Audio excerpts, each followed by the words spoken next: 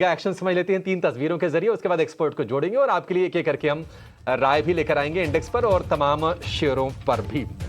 तो आज आप देखिए वोडाफोन आइडिया में तेजी है करीब करीब 5% के आसपास की।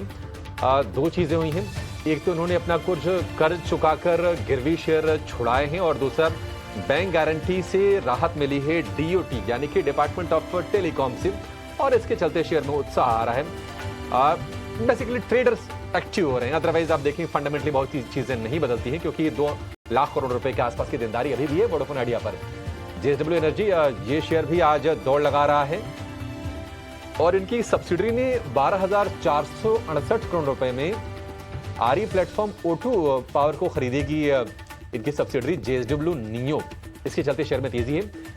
इसके अलावा चोला फाइनेंस में हम देखने की तेजी है। दरअसल ब्रोकरेजेस के अपग्रेड के चलते भागा है चोला फाइनेंस और वहां पर भी मजबूती हम देख रहे हैं। जेपी मॉर्गन ने जो लक्ष्य दिया है 1550 का बाय की रेटिंग के साथ है। और आज हम देख रहे हैं कि एनबीएफसीज में फाइनेंशियल्स में मजबूती है। हम एक्शन देख रहे हैं, हालांकि अगर आप प्रतिशत में देखेंगे तो एक्शन आपको ज्यादा दिखेगा, रुपए में देखेंगे तो कम दिखेगा। वो शेयर है वोडाफोन आइडिया का। दरअसल कंपनी ने 11,650 करोड़ रुपए का कर्ज चुकाया है और बैंक गारंटी को लेकर भी टेलीकॉम विभाग से एक राहत मिली है। ये राहत क्या है, डिटेल्स क्या है, जरा समझ लेते हैं हमारे सहयोगी जिन्हें नागर हमारे साथ जुड़ गए हैं। जिन्हें शेयर में तेजी तो है 4-4.5% के आसपास की। बताइए क्या खबर है, क्या डिटेल्स हैं आपके पास? बिल्कुल वोडाफोन आइडिया फोकस में रहेगा।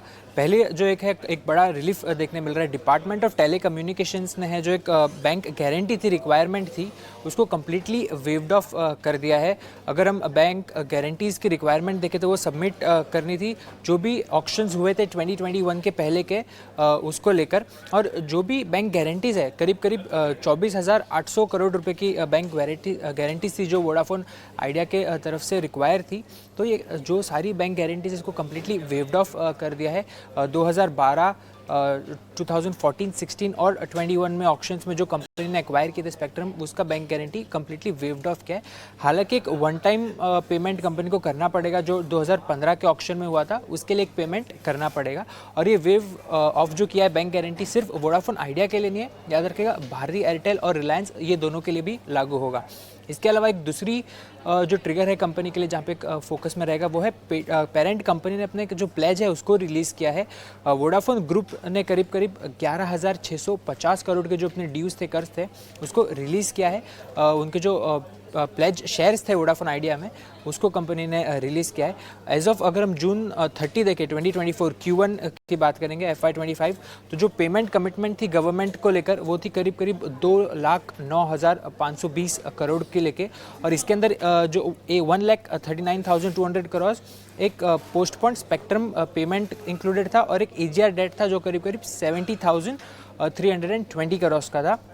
इसके अलावा अगर हम टोटल शेयर होल्डिंग पैटर्न देखें अभी कंपनी का, तो वोडाफोन ग्रुप करीब 22.56% स्टेक होल्ड करता है।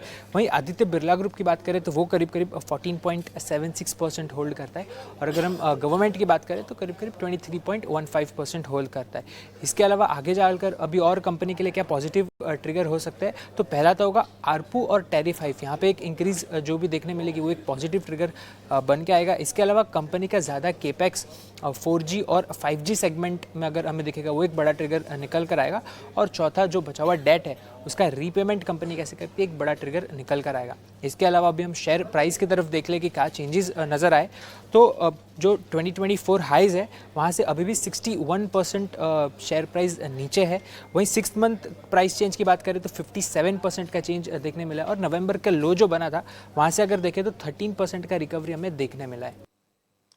ठीक है, जिन्हें बहुत शुक्रिया। तो वोडाफोन के लिए कुछ पॉजिटिव चीज़ें हैं और इसके अलावा बाकी जो चीज़ें हैं ना उम्मीदों पर टिकी हैं कि आगे कुछ चीज़ें अच्छी होती हैं तो फिर शेयर होल्डर्स के लिए वैल्यू बनेगी, कंपनी की सेहत भी सुधरेगी। लेकिन वो भविष्य में है और उस पर कंपनी कितनी गंभीर है, कितनी काम कर रही है, ये आंकड़े में ये चीज़ें पता चलती है। दिक्कतें हैं, मतलब कुल मिला जुला के 2 लाख करोड़ रुपए के आसपास की देनदारी है। 5G को लेकर अगर वो स्पीडअप करते हैं चीज़ें, अगर कस्टमर्स को फिर से अक्वायर करना वो शुरू करते हैं, अपने ग्राहकों को बढ़ाना, तब जाके चीज़ें साथ बेहतर होंगी, अदरवाइज तो मामला ढीला ही है। वोडाफोन आइडिया, कुणाल जी, उम्मीद जैसी थी कि पॉजिटिव खबर है, शेयर ऊपर खुलेगा, शेयर ऊपर खुला और हमने थोड़ा देखा कि और ऊपर गया। 7 रुपये 99 पैसे आज का हाई है, लेकिन वहां से फिर से थोड़ी सी स्लाइड हमने देखी है इंट्राडे में। वोडाफोन आइडिया, क्या कोई कन्विक्शन है इस शेयर पर आपका? कोई ट्रेड लेना चाहिए? मान लीजिए कि मैं अगर अपना नजरिया पूरी सीरीज भर का भी रख लूं, क्या इतना मुझे व्यू लेके चलना चाहिए या फिर अवॉइड कर दे वोडाफोन आइडिया को? I think short term trading के पर्सपेक्टिव से देखना चाहिए वोडाफोन आइडिया को। अब आज के ट्रेडिंग सेशन में क्या हुआ है, पॉजिटिव न्यूज पे खुला है, बट आज का ओपन और हाई सेम है स्टॉक के लिए। सो अगर स्टॉक आज का हाई है वो निकाल देता है तो एक ट्रेड बन जाता है, क्योंकि ये कंफर्म करेगा कि वो अपने 20 डे मूविंग एवरेज को भी सरपास कर देगा। सो क्लियर कट थोड़ा बाइंग मोमेंटम आएगा। सो मेरा एक कंडीशनल बाय रहेगा अगर आज का हाई निकालता है, जो कि हायर एंड पे 7.8 7.9 के आसपास है। वो हाई अगर निकलता है तो आप ट्रेड ले सकते हैं हायर एंड पे वोडाफोन आइडिया पे। 8 के आसपास है, तो अगर 8 का लेवल निकलता है तो आप बाय करिए। फिर आपका रिस्क जो रहेगा डाउन साइड पे, आपको जो स्टॉप लॉस रखना रहेगा वो है 7.4 का। तो आपका रिस्क काफी छोटा है और हायर एंड पे स्टॉक अपने प्रीवियस स्विंग हाई को टेस्ट करने जा सकता है, जो करीब 9 से 10 रुपए के आसपास है। सो अगर 8 का लेवल निकालता है तो आप बाय करिए, 7.4 का स्टॉप लॉस रखिए। एटलीस्ट 9 से लेकर 10 तक के टारगेट्स आने चाहिए शॉर्ट टर्म बेसिस। देख रहे हैं कि उथल पुथल मची हुई है और निफ्टी हर निशान में है। 6 अंकों की हल्की सी तेजी है और निफ्टी बैंक की जो बढ़त है वो है करीब करीब 200 अंकों के आसपास की। लेकिन निफ्टी की तेजी में आज योगदान अदानी एंटरप्राइजेस का भी है। 6% से ज्यादा की तेजी के साथ ये शेयर है निफ्टी का टॉप गेनर। तेजी के अहम ट्रिगर्स क्या हैं, पूरी जानकारी लेकर हमारे सहयोगी वरुण दुबे हमारे साथ जुड़ गए हैं। वरुण, बताइए क्यों भाग रहा है अदानी एंटरप्राइजेस? देखिए, वैसे तो अडानी ग्रुप के जितने भी स्टॉक्स हैं सब में आपको तेज़ी देखने मिल रही है और इसके काफ़ी सारे कारण हो सकते हैं। लेकिन एक जो माइलस्टोन इन्होंने अचीव किया है ओवर द वीकेंड, उसको अगर आप उस पर नज़र डालेंगे तो नवी मुंबई एयरपोर्ट जो है उसमें पहली वैलिडेशन फ़्लाइट जो है वो यहाँ पे उतरी है। देखिए, वैलिडेशन फ़्लाइट बेसिकली आप इसको एक टेस्ट फ्लाइट के जैसे देख सकते हैं, जिसमें कोई यात्री नहीं था। केवल यहाँ पे जो उपकरण है उसकी जांच करने के लिए कहीं ना कहीं ये जो वैलिडेशन फ़्लाइट है उसको उतारा गया है। और ये छत्रपति शिवाजी महाराज इंटरनेशनल एयरपोर्ट जो है वहाँ से इसने उड़ान भरी थी और नवी मुंबई एयरपोर्ट जो है वहाँ पे इसने लैंडिंग जो है वो की है। तो अब माना जा रहा है कि कंपनी को जल्द जो है वो DGCA से एरोड्रम लाइसेंस जो है वो मिलने की उम्मीदें लगाई जा रही है। देखिए, अब कहा यह जा रहा है कि अप्रैल से जो है वो यहाँ पे अप्रैल में ये जो नवी मुंबई एयरपोर्ट है उसका उद्घाटन जो है वो हो सकता है और मई में जो है वो कमर्शियल उड़ानें जो है वो यहाँ से शुरू हो सकती है।